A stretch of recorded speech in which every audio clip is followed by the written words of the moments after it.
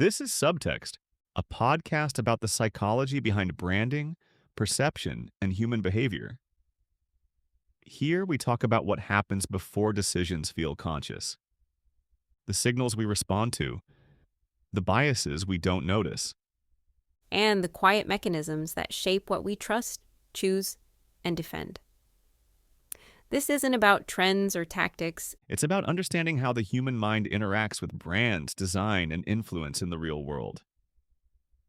If you've ever felt drawn to something before, you could explain why you're in the right place.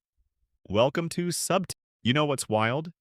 The average person makes over 35,000 decisions every single day, and research shows nearly 60% of those choices are influenced by brand preferences we don't even consciously think about. Well, that's a terrifying statistic. How much of our identity is really just marketing? Let's try a quick experiment. I'll say a brand name. You tell me the first personality trait that comes to mind. Ready? Patagonia. Environmentally conscious, probably owns a Subaru and has strong opinions about sustainable coffee. That's exactly what I mean. In less than 3 seconds, you created an entire personality profile from just one logo. Let me try another one. Supreme. Oh, that's easy. Definitely under 25. Probably spends hours scrolling through sneaker drops on their phone. You know what's fascinating about this? We're not just describing products. We're describing entire identities that these brands have carefully constructed. Well, that raises an uncomfortable question. If we can make these snap judgments about others based on their brands, what are our own brand choices saying about us? That's precisely where things get interesting. Because brands aren't just selling products anymore, they're selling carefully crafted identities that tap into our deepest aspirations. Like how Starbucks isn't really selling coffee. They're selling the identity of someone who needs that sophisticated third place between home and work. And research shows we're willing to pay an average of 40% more for products that align with our desired self-image. It's not about the actual quality, it's about who we think we become when we buy it. So that explains why I own way more Lululemon than my actual workout schedule justifies. Well, here's the thing. Psychologists have found that aspirational purchases like that actually serve a real purpose. They're called identity markers, and they can genuinely motivate behavioral change. Though I have to wonder how much of that motivation comes from the $120 price tag making us feel guilty if we don't use them. You know what's really fascinating? Studies show that people perform measurably better on cognitive tests when wearing clothes they associate with intelligence or competence. It's called enclothed cognition.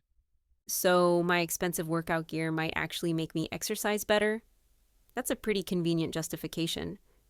Well, the research suggests it's more nuanced than that.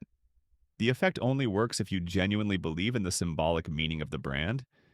It's not just about wearing Nike, it's about buying into their just do it mentality. That explains why brand loyalty can feel so personal. When someone criticizes your favorite brand, it feels like they're criticizing your identity. Exactly. And brands deliberately cultivate that emotional connection. Take Apple users. Studies show they display many of the same psychological patterns as religious devotees. That's kind of terrifying when you think about it. We're basically in parasocial relationships with corporations. And those relationships start incredibly early. Research shows children can recognize brand logos before they can read. By age 3, they're already forming brand preferences. So how do we break free from this? Is it even possible to make truly independent choices anymore? Well, the key isn't necessarily breaking free. It's becoming more conscious of how these choices shape our identity. For instance, studies show people who are aware of marketing techniques are 40% less likely to make impulse purchases.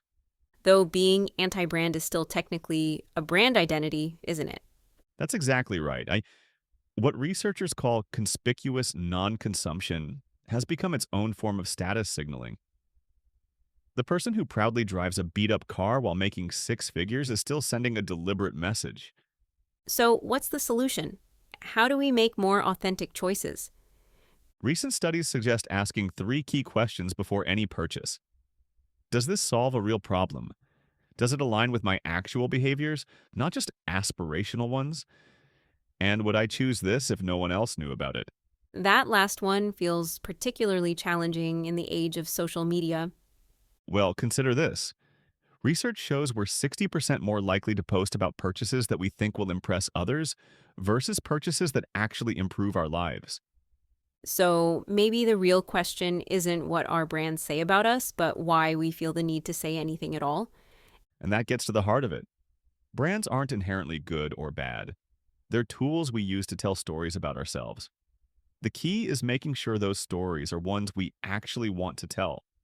Rather than just the stories, marketing departments want us to believe about ourselves. You know what's interesting? Studies show people who make conscious brand choices report 30% higher satisfaction with their purchases and significantly lower levels of buyer's remorse.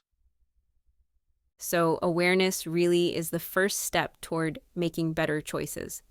That's right. And here's one final thought to consider. Your brand choices don't define you, but they do reflect the story you're telling yourself about who you want to become. Make sure it's a story worth telling.